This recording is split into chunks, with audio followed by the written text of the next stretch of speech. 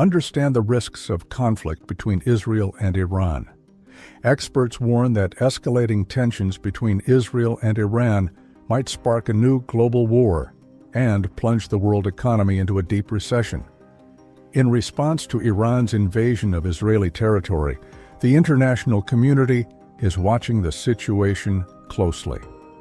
When its embassy in Damascus, Syria was attacked, Iran responded by retaliating.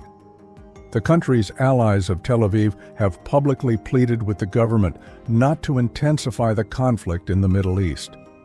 José Arbex Junior predicts a situation that, if left unchecked, would spark global conflict.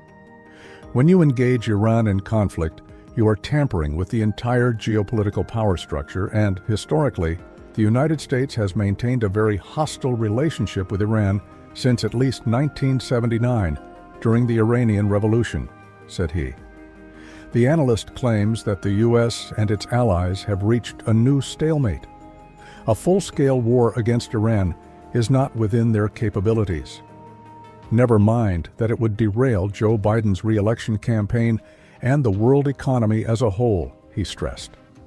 Arbex brought to light the fact that Iran exercises control over the Strait of Hormuz, a narrow maritime passage through which a substantial portion of the global oil trade flows. What if, during a confrontation, Iran chose to block the Strait of Hormuz? A barrel of oil can easily go up in price to $150 or higher. A European economic bomb would go off if this happened. And that is the reason the Europeans are so worried, he continued. The former foreign correspondent for both Moscow and New York and current professor of journalism at USP also brought up the fact that Iran is vital to China's economy. The oil that Iran produces is essential to China's economy.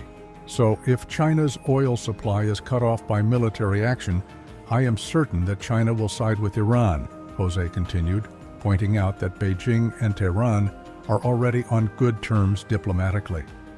The scenario of immense instability, which has been deteriorating since the war in Ukraine, could lead to the current regional war escalating into a worldwide war, according to Natalia Fingerman, a professor of international relations at IBMEC Sao Paulo. A danger is present.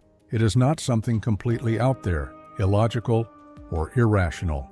The professor underlined that the danger is real and that it has never been more probable, at least in the past 40 years, while also mentioning the possibility of nuclear war.